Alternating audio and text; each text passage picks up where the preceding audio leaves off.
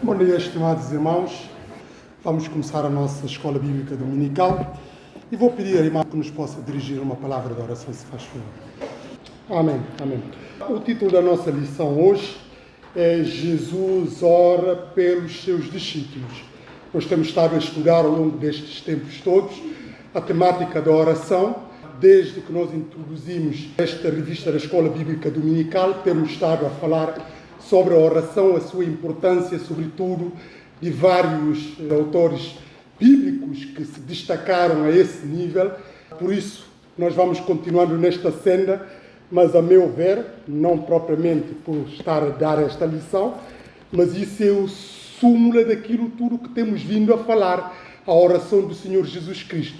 Se é verdade que falamos dos grandes homens, como Daniel, como Jeremias, como Jó, e tantos outros, que não vou reproduzir todos, mas nenhum desses homens chegaram aos calcanhares do Senhor Jesus Cristo.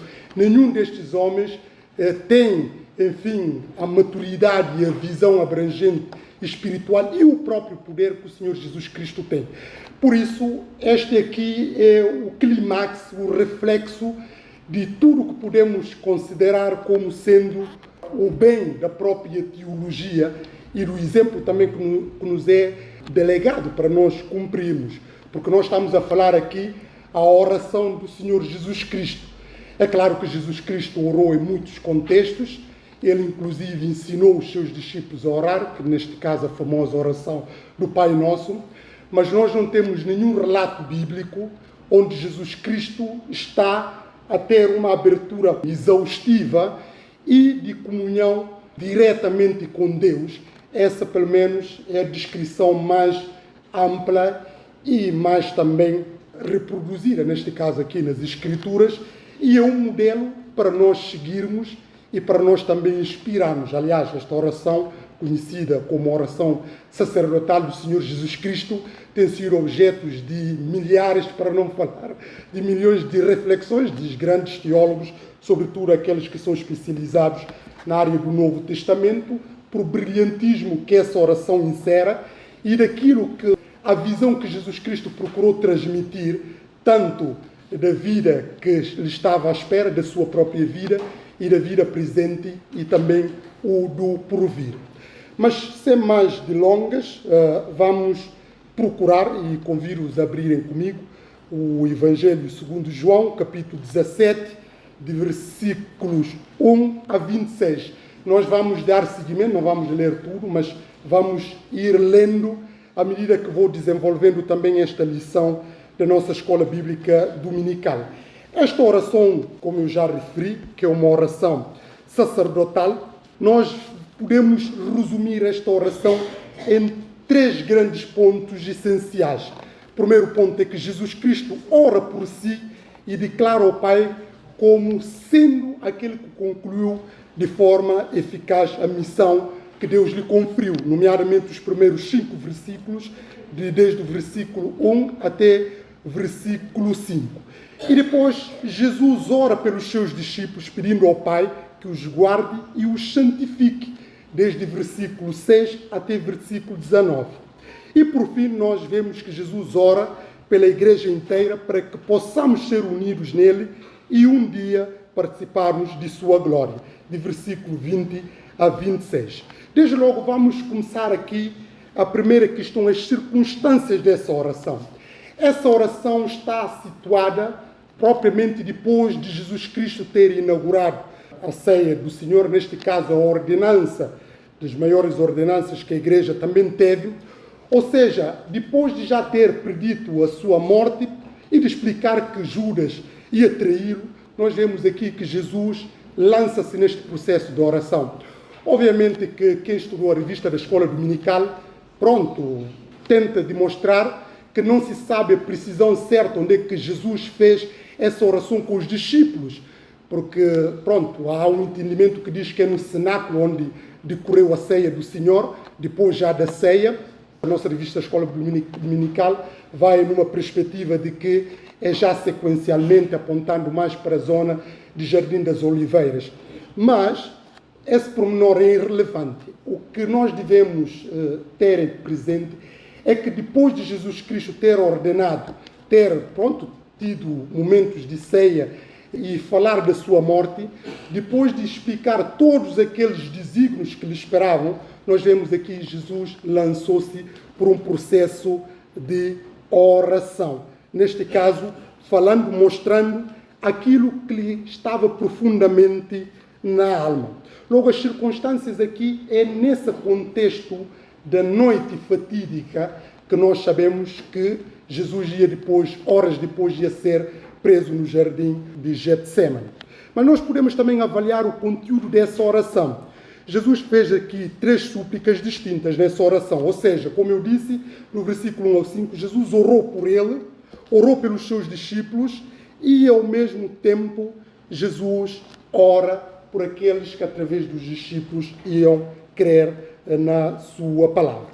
E depois nós vemos aqui também o contexto imediato dessa oração, como eu já tinha explicado, que apontava para o próprio grande sofrimento do Senhor Jesus Cristo. Desde logo nós vemos aqui, Jesus está a deixar o último legado da sua vida para partir para o além. Nós sabemos quando as pessoas sabem que vão morrer, normalmente há aquelas pessoas que conseguem saber que não lhe restam muito tempo já de vida e até inclusive antecipam fazer um testamento para deixar heranças que têm, nomeadamente dividir heranças para não haver depois confusão entre os herdeiros, para deixar tudo em ordem, sabendo que quando parte as coisas vão ficar tudo tranquila. Pronto, não vai haver problemas. Mas isso é cenário quando a pessoa parte do princípio que pode morrer num futuro breve. Não creio agora que com uma pessoa de 20 e tal anos, 30 e tal anos, estará a fazer o seu testamento. Isto não quer dizer que uma pessoa de 20, 30 e tal anos não pode morrer, mas ninguém com essa idade idealiza já a morte. As pessoas que fazem testamento já são pessoas que já estão no fim da idade. Até porque também a idade jovial, a pessoa não tem ainda muita riqueza acumulada para estar a dividir. Ou pelo menos na maioria das situações. Exceto aquelas pessoas que já tiveram oportunidade de ter heranças, que já são ricos por nascença e por aí fora. Mas as situações normais, quando a pessoa sabe que vai partir, tenta deixar legado. Não é só heranças do ponto de vista monetários das riquezas, mas também próprio, sobretudo aqueles que são pais, procuram instruir os seus filhos ou de reforçar aquilo que já tinham, enfim, lhe ensinar ao longo da vida, etc, etc. Mas nós vemos aqui que o Senhor Jesus Cristo, o legado que deixou, não deixou bens materiais, não deixou aquilo que podemos considerar os bens mundanais que os seres humanos normalmente prezam e apreciam e gostam, mas Jesus aqui deixou aquilo que é o mais importante para os seus discípulos, que é o Espírito Santo. Aliás, no capítulos anteriores, nós vemos isso desde capítulo 14 até capítulo 16, Jesus deixa o Espírito Santo, essa paz que encarna em última instância o próprio Espírito Santo. E curiosamente é reparar, a quando da sua encarnação, Jesus é a mesma palavra paz, paz de Deus, nesse caso, paz de Deus que ele deixou, glória a Deus nas maiores alturas e paz na terra aos homens de boa vontade. As pessoas que aceitaram o nascimento do Senhor Jesus Cristo, eles conseguiram beneficiar dessa paz, etc, etc. Nós vemos também aqui no fim do próprio saída de Jesus Cristo deixa aqui o legado que o Espírito Santo, que é a marca de Deus e que também simboliza o próprio Deus. Mas, nesta sequência, como eu disse agora, nós vamos passar aqui as 4 grandes núcleos que esta oração contempla. O primeiro núcleo que podemos ver, ou que podemos considerar como grandes verdades desta oração sacerdotal, é a salvação. Nós vemos aqui está incorporada a salvação, a segurança da salvação, a santidade e a unidade. De uma forma muito rápida, vamos começar a questão da salvação, o instrumento da salvação. O instrumento da salvação consubstancia aqui nesta oração sacerdotal do Senhor Jesus Cristo na cruz. Nós vemos logo isso no versículo 1 do capítulo 17. Tendo Jesus falado essas coisas, levantou os olhos ao céu e disse: Pai, é chegada a hora, glorifica o teu Filho, para que o Filho te glorifique a ti. Pai, é chegada a hora. Nós sabemos que essa hora não é hora acaso. Essa hora é hora que já tinha sido traçada. Não foi traçado pelos homens, porque nós estamos a falar aqui a hora de Jesus enfrentar a cruz. E podemos, enfim, hesitar, isto é, para quem não conhece as Escrituras, de pensar que o cenário de Jesus Cristo foi traçado pelos homens. Não! O cenário de Jesus Cristo, o seu percurso de cruz, é um cenário que foi projetado antes da fundação do mundo. E isso não estava na agenda do ser humano, até porque se for nessa agenda, estar condicionada à agenda do ser humano, Jesus já teria sido morto logo no início. É verdade ou não é verdade? Quando Jesus nasceu, qual era o plano? Não era para matá-lo? Conseguiram matá-lo? Não conseguiram. E passado pouco tempo depois, quando apareceu, logo quando deu o primeiro sinal, que apareceu na sinagoga, quando leu as Escrituras em Isaías, o que é que fizeram? Expulsaram-no ali e queriam deitá-lo abaixo daquelas montanhas para acabar com ele. Conseguiram? Não conseguiram. Mas durante o próprio ministério do Senhor Jesus Cristo havia todo um plano delineado para matá-lo. Mas eles nunca conseguiram matar Jesus Cristo. E sabe por que não conseguiram? Porque a hora de Jesus não tinha ainda chegado. O plano traçado por Deus não tinha ainda sido estabelecido e não chegou. Por isso, todas as tentativas, eles não conseguiram apanhar Jesus. Maquinaram várias tentativas, mas Deus, através do seu propósito soberano, usou inclusive a multidão para proteger Jesus, porque em muitos casos os líderes religiosos tinham intenções de acabar com ele, mas por causa do medo da multidão e por causa da reputação que o próprio Senhor Jesus Cristo tinha, eles depois demoviam nos seus intentos maléficos para com o Senhor Jesus Cristo. Nós vemos agora Jesus Cristo, nesse contexto, ele demonstra que é chegada a hora. E esse chegada a hora é de enfrentar a cruz. Mas é chegada a hora para que o Filho glorifique a Deus, como ele diz aqui, tendo chegado a hora, glorifica teu Filho para que o Filho glorifique a ti. Nós vemos aqui a ideia da salvação que leva desde logo à cruz que eu estava a falar, que é essa cruz que consubstancia na ideia de ter chegado a hora de Jesus. E nós vemos também que a cruz é um instrumento da própria glória para o Pai. E depois nós vemos a cruz é um instrumento da glória para o Filho, ou seja, vice-versa. Mas nós depois vemos que no versículo 2 e 3 do mesmo capítulo, nós vemos a essência da salvação. Porque o próprio Senhor Jesus Cristo disse assim: assim como lhe conferiste a autoridade sobre toda a carne, a fim de que ele conceda a vida eterna a todos os que lhe deste. E a vida eterna é esta, que te conheçam a ti, o único Deus verdadeiro, a Jesus Cristo, a quem enviaste. Esta é a essência da salvação, de conhecer o único Senhor Jesus Cristo. E esse Jesus Cristo que veio que é delegado através do próprio Deus Pai. Mas nós vemos depois disso, Jesus, no versículo 4, fala aqui da consumação da salvação.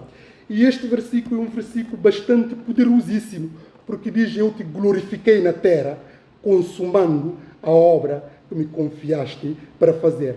Se é verdade que Deus tem que glorificar Jesus Cristo através da sua ação, através da sua obra, e Jesus Cristo também glorifica o seu Pai através daquilo que vai fazendo.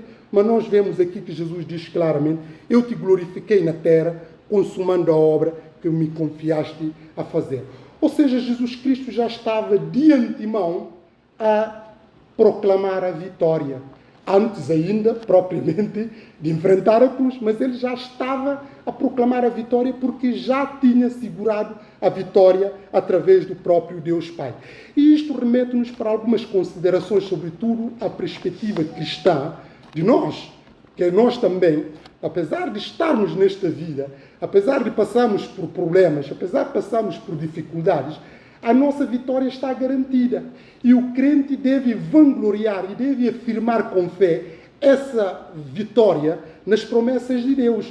Nós não temos que esperar as coisas acontecerem para nós podermos ficar felizes, não. Esta é a razão pela qual a nossa felicidade não depende das circunstâncias. Porquê? Porque nós já somos mais do que vitoriosos. Agora, é verdade que vamos enfrentando os desafios do dia a dia, as contradições, os problemas, as dificuldades, etc, etc. Mas nós sabemos que a vitória nos espera, porque já somos mais do que vitoriosos. E isso leva-nos a fixar naquilo que é a promessa de Deus, não nos problemas. porque se Jesus estivesse a ver pelos problemas, não teria dito aqui essa expressão, que é uma expressão de facto bastante forte e poderosíssima. Eu glorifiquei-te na terra, tendo consumado a obra que me deste a fazer. E nós podemos também, como eu disse, vangloriar de autoproclamar a vitória em Jesus Cristo. Mas nós vemos aqui, depois de essa situação de evidência e da própria recompensa da salvação que nós vemos aqui no versículo 5 de Jesus, tentar reivindicar ou reassumir a mesma glória que tinha com o Pai antes da sua encarnação, porque nós sabemos que Jesus Cristo é Deus e ele sempre foi Deus e sempre beneficiou da natureza divina. Mas nós vemos aqui que no versículo 5 ele diz: e agora glorifica-me, ó Pai, contigo mesmo, com a glória que eu tive junto de ti antes que houvesse o mundo. Quer dizer, que a glória... Nota só aqui, ele usa glória para o Pai para o Filho, o Filho para o Pai. Agora está a falar aqui, assumir a sua deidade, ou seja, a sua divindade, como sendo o próprio Deus. Ou seja, ele diz aqui: e agora glorifica-me, ó Pai, contigo mesmo, com a glória que eu tive junto de ti antes que houvesse o mundo. É de uma forma evidente, Jesus Cristo sempre foi Deus. Aliás, o prólogo deste Evangelho, o que é que diz? No princípio era o Verbo, e o Verbo estava com Deus, e o Verbo era Deus. Estava com Deus no início do mundo. Todas as coisas foram feitas por intermédio dele.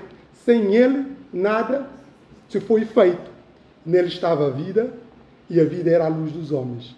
E a luz resplandeceu nas trevas, e as trevas não compreenderam. E depois no versículo 12 e 14 do capítulo 1, diz: estava no mundo, e o mundo foi feito por ele, e o mundo não o conheceu. Veio para que era seu, mas os seus não o receberam. Mas a todos quantos receberam, a saber, deu-lhes o poder para serem feitos filhos de Deus, as quais não nasceram da carne, nem da vontade da carne, mas de Deus. E depois diz no versículo 14, do capítulo 1, e o Verbo se fez carne e habitou entre nós. Vimos a sua glória como unigênito do Pai, cheio da graça e de verdade. Ou seja, esta divindade que Jesus Cristo aqui está a reclamar, que está a evidenciar de uma forma muito clara. Agora nós vamos passar o segundo ponto, a questão da segurança, que é a segurança da própria salvação. E essa segurança, novamente, consubstancia que a nossa segurança, a nossa salvação está alicerçada, está arraigada, está fundamentada na eleição do próprio Deus. E essa eleição é Deus que faz para com o pecador. É claro que esta temática não vou entrar aqui, porque quando se fala de eleição, há muitas correntes de interpretação, mesmo que aceitam eleição, diz que Deus faz eleição através da sua omnisciência. Ou seja, ele olha para o futuro e olha para o além e já sabe de antemão aqueles que vão estar predispostos a corresponder com a sua graça. É com base nisso que ele faz essa eleição. E essa problemática, se forem ler os comentários, os Romanos capítulo 8, de versículo 29, diz os que dantes conheceu. Quer dizer, esse conhecer aqui, alguns entendem que o conhecer é o conhecimento a priori. Deus conhece a priori as pessoas e depois, com base nesse conhecimento a priori, Deus faz eleição. E há outra corrente que diz: Deus, a sua eleição não é por olhar à frente e saber o que é que o fulano A, o fulano B vai ser para decidir escolha. Deus escolhe, essa escolha não se recai na própria decisão do homem, mas sim naquilo que é a soberana vontade de Deus. E creio que esta leitura parece mais fidedigna à luz da palavra de Deus. Ora, essas coisas às vezes dizem são verdades paradoxais. Mas essa escolha, quando nós vemos aqui, nós vamos perceber que essa escolha não tem a ver que Deus olhou para frente e viu a vida do Tércio antes de nascer. O Tércio ia ser uma pessoa, enfim, sensível à sua palavra, para fazer eleição com base nisto. Não é isso. E vou tentar mostrar isso com base nesta própria oração. Mas a verdade que é importante aqui reter é que a nossa eleição está fundamentada única e exclusivamente no ato unilateral de Deus, não do homem. Não há uma colaboração humana neste processo de eleição. A eleição vem diretamente de Deus para o homem. e como nós vamos ver depois desenvolvido nos versículos seguintes. Essa é a primeira grande verdade que nós podemos ver, está contemplado no versículo 2 do capítulo 17 e no versículo 6, no versículo 8, 9, 11, 12 e 24. Ou seja, nós vemos aqui 7 vezes neste capítulo, 7 vezes nestes versículos que eu estou a mencionar e podem ver ali acompanhar. No versículo 2, no versículo 6, no versículo 8, no versículo 9, no versículo 11, no versículo 12 e no versículo 24, afirma esta ideia de que os discípulos lhe foram dados pelo Pai.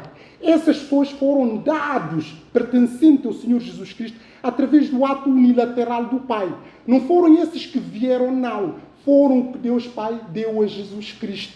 Estão a perceber? Essa é a primeira ideia de que a nossa segurança está fundamentada, segurança de eleição está fundamentada em Deus Pai. E esta é a razão pela qual nós também defendemos que uma pessoa não pode perder a salvação. Porque se essa salvação não é um produto do homem, então o homem não é determinante para depois dizer que pode perder essa salvação. Mas nós vemos depois a nossa segurança, neste caso, quando falamos da segurança da nossa salvação, também está baseada no cuidado de Cristo. Isso pode ver no versículo 12 deste mesmo capítulo. Ou seja, Jesus é o bom pastor que deu a sua vida pelas ovelhas. Ele cuida das suas ovelhas e as conduz ao seu. Jesus guardou e protegeu os seus discípulos e nenhum deles se perdeu, exceto qual? O filho da... Qual é que perdeu? O filho da perdição. Só o que perdeu. Quem é o filho da perdição que estava a referir? Judas Iscariotes.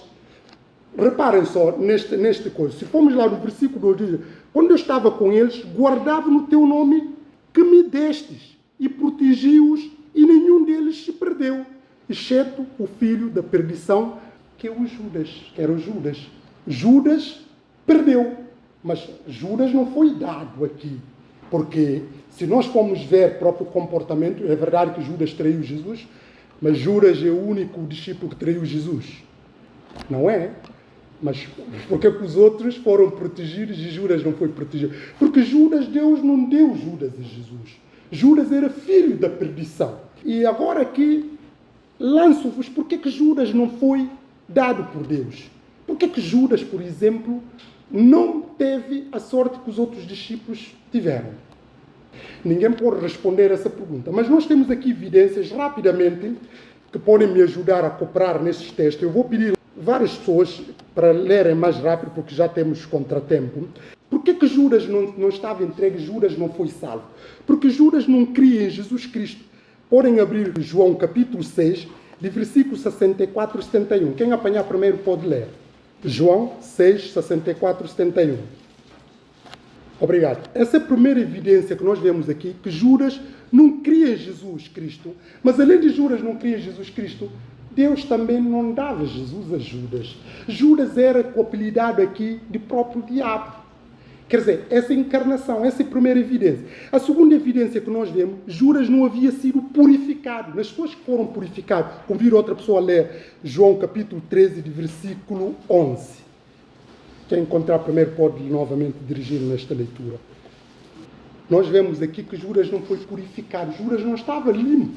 Judas estava sujo. Mas há um pressuposto porque que Judas continua sujo e nunca se... Enfim, teve essa oportunidade. Mas há outra verdade ainda que nós vemos, de evidência que eu já estava a enfatizar. Judas não estava entre os escolhidos. Eu convido outra pessoa a ler o capítulo 13, de versículo 18. Essa é uma outra verdade, que Judas não estava na lista dos excluídos, que eu já estava a enfatizar. Mas vou convidar mais outra pessoa para ver que, na lista que foi entregue a Cristo, que Deus entregou a Jesus, Judas também não estava naqueles que foram entregues. Alguém pode ler o capítulo 18, de versículo 8 a 9. Os que foram entregues não perderam, e nem podiam perder, porque aí nós limitávamos a ação de Deus e o poder de Deus. Era só que faltava daqueles que Deus destinou, daquele que Deus escolheu para alguém, o diabo ou qualquer outra pessoa, poder tirá-los da mão de Deus. Isso não faz sentido. Mas nós vemos depois o próprio caráter do próprio Judas. Porque Judas, outra pessoa pode ler, João capítulo 12, 4 a 6, que demonstra que Judas nunca foi transformado porque era um ladrão e é um ladrão sistemático. E o autor sagrado vai denunciar isso, João 12, 4 a 6. Pronto. Quando nós vemos aqui, ele fazia isto. Os discípulos sabiam que Judas roubava o dinheiro lá? Obviamente que não sabiam. Jesus sabia ou não sabia? Sabia, mas nunca lhe disse nada. Estão a perceber? Logo, mas os discípulos aparentemente achavam que Judas também era deles. E Judas era escolhido. Judas enganou os outros, mas não enganou Jesus. Agora, podemos dizer assim, Judas perdeu a salvação. Não perdeu a salvação. Como é que uma pessoa perde uma coisa que nem sequer tem? A pessoa só perde aquilo que tem. Judas nunca chegou a ser salvo. Estão a perceber? Por esses elementos que nós já vemos no texto. Logo, mas aos olhos de quem vê, diz, ele era crente e depois teve ali e perdeu. Por isso, essas teorias que disseminam que a pessoa perde salvação. Não pode perder salvação. Mas há um outro argumento ainda, além desses argumentos bíblicos, que já vinha desde a antiguidade. Imagina agora, uma pessoa é filho de Deus, deixa de ser filho de Deus, quer dizer, é incompatível. E vou explicar rapidamente porquê. O direito, mesmo o direito romano, que já era desde a antiguidade, a concessão filial nunca se deixa. Esses filhos nunca deixarão de ser os filhos dele. Nunca, não existe. Mesmo do ponto de vista de direito, quando nós falamos de direito da família e de sucessões, mesmo quando os filhos tentam cometer aquilo que se chama indignidade, de matar os pais para apropriar da herança, eles não perdem o direito de serem filhos daquela pessoa. Agora, é claro que nós sabemos que uma pessoa pode passar a dizer que ele é filho do outro e não é. Mas se a pessoa mentir ou falsificar algum documento, isto não quer dizer porque pode até ficar a dizer que é filho até no dia que vai ser descoberto. Porque não há mentira que se dure para sempre. Logo, se do ponto de vista humano, uma pessoa não pode ser filho de uma pessoa e deixar de ser, como é que nós podemos ser filhos de Deus e depois deixarmos de ser? Quer dizer, isso é uma incongruência. Esta é a razão pela qual nós falamos da segurança da salvação. Aqueles que Deus destinou para a salvação vão permanecer até o fim e vão ser salvos. Por quê? Porque aquilo ali, essa salvação tem a ver com o próprio ato de Deus. Agora, atenção, isso aqui não é a ideia da pessoa achar que ele é salvo, que não tem que fazer nada, porque, como Jesus disse claramente, pelos frutos os conhecereis. E nós vamos ver a santificação, que é outro ponto que vamos ver desta oração, que Jesus fala lá. Sem a santificação ninguém verá o Senhor. E o que é a santificação? A santificação são o produto de Espírito Santo que flui em nós através de boas obras. Não são eles que nos fazem ser salvos, atenção, mas são consequências da nossa salvação, não é? Quer dizer, uma pessoa que é salva, ele tem que produzir frutos dignos do arrependimento. Isso que a Bíblia diz. Porque se a pessoa diz que é crente e está a ter postura que é completamente mundana, essa pessoa não é crente ou está a iludir. Porque há muita gente que iludem, que acham que são crentes, que são eleitos, mas quando que não são. Aliás, nós temos próprio mesmo Mateus, Jesus fala isso. Naquele dia muitos me dirão, Senhor, não fomos nós que profetizamos em teu nome? E eles até curavam o nome de Jesus, fizemos sinais prodígios. E eles, quando diziam isso, partimos do princípio que não estavam a mentir ali à frente de Jesus. Fazem sinais, as pessoas fazem sinais, mas não são sinais de Jesus. E o que é que Jesus vai dizer? Não vos conheci, apartai-vos de mim, seus malfeitores. Ou seja, se a pessoa está a achar que é salva e não está a redimensionar a sua vida naquilo que são os preceitos da palavra de Deus, é porque essa pessoa está a viver numa ilusão. Logo, a nossa eleição e santificação, como nós vemos, são realidades entrecruzadas. Mas aqueles que são filhos de Deus nunca deixarão de ser filhos de Deus. Aqueles que são salvos nunca perderão a salvação. Agora, nós podemos achar que uma pessoa é salva, que não é, porque Deus é que sabe. Mas também não nos compete dizer quem é que é salvo, quem é que não é salvo. Senão, nem temos essa faculdade, nem temos essa competência, etc, etc. Logo, nós vemos aqui a questão da nossa segurança. Mas nós vemos também que essa segurança está baseada na própria intercessão de Cristo.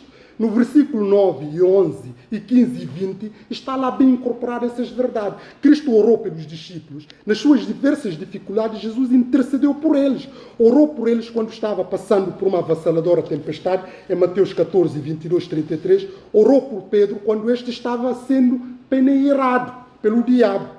Agora nós vemos que Jesus Cristo novamente está a orar.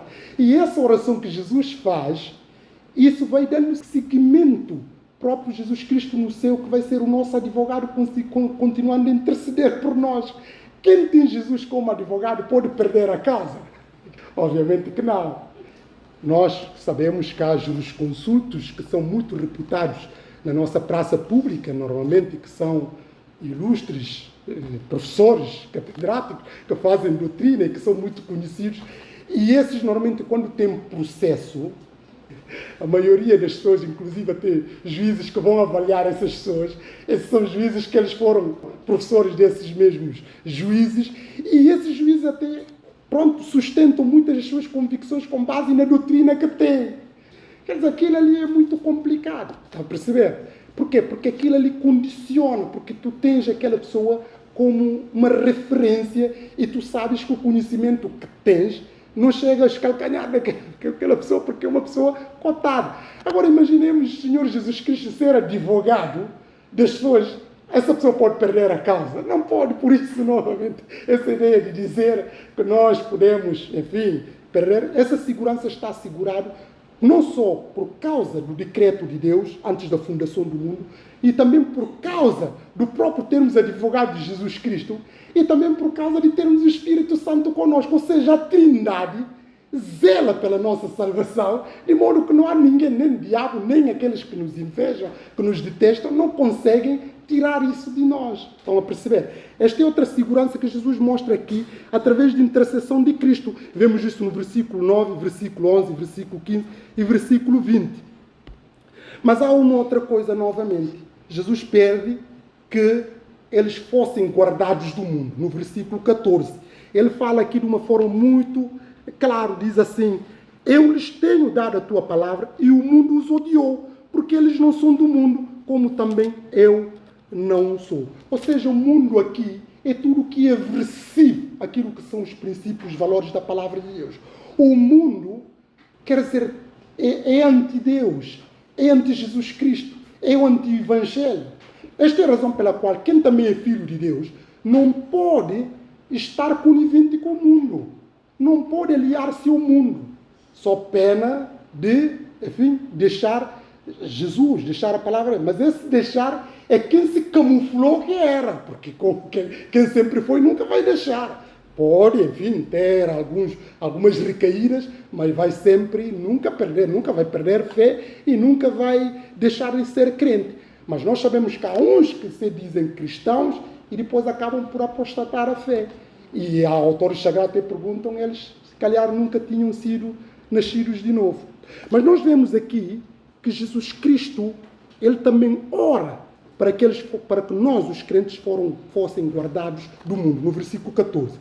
Mas não é só nesta verdade, nós vemos também que ele também ora para que fossem guardados do maligno. Não só do mundo, porque o mundo todo é conspirações que gira contra Deus, mas tem o seu autor, o arqui-autor, que é o próprio diabo, o maligno, a personificação do mal, o próprio Satanás.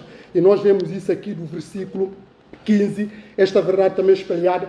Essa palavra aqui, mal, alguns traduzem maligno, e que se enquadra também na própria oração do Pai Nosso, no capítulo 6 do Evangelho segundo Mateus, versículo 13.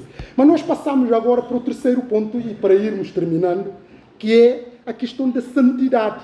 Nós vemos isso no versículo 15 a versículo 20 do capítulo 17.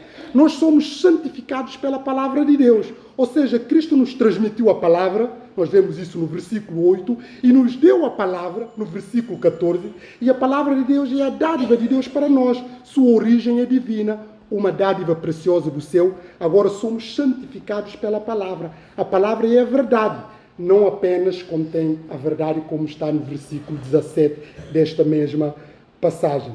Mas ela é um instrumento da nossa santificação, como nós vemos no versículo 17. Santifica-os na tua palavra, e a tua palavra é a verdade. E aqui uma forma, santifica-os na verdade, a tua palavra, melhor dizendo, é a verdade. Nós somos santificados na palavra. E essa ideia de santificados na palavra leva-nos também a conhecer a palavra. Porque qualquer filho de Deus conhece a palavra. Nós não somos chamados a ser grandes teólogos, não é nada disso. Mas aquilo que é o básico nós sabemos. nós sabemos falar da nossa fé, nós sabemos o que é que a nossa fé espera, nós sabemos quando nós estamos a fazer o bem, quando nós estamos a fazer o mal, nós sabemos quando estamos a desagradar a Deus ou quando nós estamos a agradar a Deus. Nós temos aquilo que é a essência da nossa fé. Por isso aqui a ideia de nós estarmos santificados pela palavra. E essa ideia de santidade envolve também a própria santificação, que é um processo da salvação. Porque nós, quando nós somos salvos, nós começamos a passar por um processo que começa com a regeneração e depois a santificação e culmina com a glorificação. Esse é um processo. Esta é a razão pela qual o crente não pode dizer que ele é eleito e não passar por o processo da santificação. Um crente que diz que é crente nascido novo, se tem ódio no coração e não ama o seu irmão e está a conspirar contra o próprio Deus e não vive um testemunho coerente com a palavra de Deus, como é que nós podemos dizer que essa pessoa é crente? É uma contradição, não é? É verdade ou não é verdade? É uma contradição. Quer dizer, a vida de um crente tem que coordenar. Isso não quer dizer que nós não pecamos. Mas o crente não folga no seu pecado, não se vangloria no seu próprio pecado. E logo essa ideia da santificação. Mas desde logo somos santificados pela palavra de Deus. E isso está no versículo 8, 14 e 17. Mas nós vemos também que somos santificados pelo correto relacionamento com o mundo. Se é verdade que nós não somos do mundo, mas também nós não somos eremitas. Embora há alguns que levam essas passagens e outras de forma literal, de isolar-se do mundo, não querer saber nada com o mundo e fazem tudo na sua bolha, não misturar. Não, não é isso. Nós não somos do mundo, mas nós somos chamados a viver no mundo. Nós não somos eremitas, isolar ali no monte e fazermos as coisas a par. Não. Logo, nós somos santificados pelo correto relacionamento com o mundo. Isto se evidencia, desde logo, que nós não somos do mundo. Repara, o mundo aqui, muitas passagens aqui, mais do que 10 vezes ele usa a expressão mundo em oposição. Nós vemos, nós não somos do mundo no versículo 14 e 16. Depois, somos odiados pelo mundo no versículo 14. Somos chamados do mundo no versículo 19. Estamos no mundo, mas somos guardados do mundo no versículo 11 e 15. Somos enviados de volta ao mundo no versículo 18. Jesus nos deu uma missão e uma estratégia. Devemos ir ao mundo como Cristo veio ao mundo. Ou seja, nós estamos no mundo, não deixar contaminar o mundo, mas transformar o mundo pela renovação do vosso entendimento, para que experimenteis qual seja a boa, agradável e perfeita vontade de Deus. Isto está em Romanos capítulo 12, no versículo 1, logo seguinte. Mas nós vemos, além dessa santificação, para acabar, nós vemos a última verdade e a unidade. Quer dizer, Jesus também ora para a unidade dos crentes, para a unidade dos discípulos, para a unidade da igreja. E esta unidade não vou poder desenvolver, porque já tenho tempo, está no versículo 21 até 26. A missão cristã, a igreja só estará triunfada se viver na unidade. É normal os lobos tentarem devorar as ovelhas. Isso não há nenhuma novidade, não é nenhum espanto. Mas já viram as ovelhas agora oprimir outra ovelha? Quer dizer, isso é loucura do ponto de vista espiritual. Um irmão a fazer mal a outro irmão, a prejudicar outro irmão. Quer dizer, não faz sentido do ponto de vista espiritual e mesmo do ponto de vista secular. Se os irmãos andam a guerrear-se a coisa, nenhum pai fica contente com isso, certo? Aqueles que são pais aqui e têm mais do que um filho, sabem que querem ver a unidade dos irmãos, que estejam bem, que sejam unidos, solidários, que sejam amigos, que se ajudem-se mutuamente. Agora, se estão a brigar, contendem e não falam, aquilo não agrada ao Pai. Mas Jesus mostra aqui também para nós sermos unidos. Obviamente que a unidade não quer dizer que vamos estar convergentes em tudo, até porque é difícil. Mas temos que estar centralizados nos mesmos propósitos que são estruturantes. Por exemplo, a vida da conjugalidade. Os casais, mas não quer dizer que concorram tudo com a mulher, ou a mulher concorre com tudo, não é? Seriam a mesma pessoa. Também pode testemunhar, não está sempre a concordar com ela, e ela não está sempre a concordar. Mas aquilo que é essencial, o casal tem que concordar, porque se não concordar, vai dar divórcio. Imagina agora um dos cônjuges quer morar em Portugal, o outro quer morar na África do Sul. Quer dizer, isso aí vai haver separação, inevitavelmente. Agora, se o outro gosta ali de bacalhau, outros gostam ali de feijoada, supera-se. Come um dia bacalhau, outro dia come outra coisa que gosta. Isso não é determinante. Logo, nessa ideia também, nós somos unidos e nós temos que ser unidade no essencial. Não vou desenvolver tanto, mas só para verem uma passagem que eu gosto muito, que eu queria citar aqui, que é de Santo Agostinho. porque é uma passagem muito... que é quase um reflexo. Ele diz assim: nas coisas necessárias há unidade. Aquilo que é o fulcral, sempre tem que haver unidade. Nas duvidosas, coisas duvidosas, há liberdade. E em todas as ocasiões, a caridade. Tudo amor. Naquilo que é essencial, unidade. Nas coisas duvidosas, liberdade. E em tudo, a caridade. Que Deus nos abençoe, que Deus nos ajude a reter essas grandes verdades salvíficas e vivenciá-las na nossa vida, mas também interiorizar este modelo de oração, porque este modelo de oração mostra-nos o cuidado que Jesus teve e tem para com a sua igreja, para com os outros. E nós também devemos incorporar essa ideia de orar, mas sobretudo lembrar daqueles que nos cercam e lembrar da obra de Deus e lembrar dos nossos irmãos, mesmo que não estão conosco, que estão noutras circunscrições territoriais. E vou convidar os irmãos a ficarem de pé para nós terminarmos com uma palavra de oração. E vou pedir para nos terminar com uma palavra de oração, se faz favor. Amém.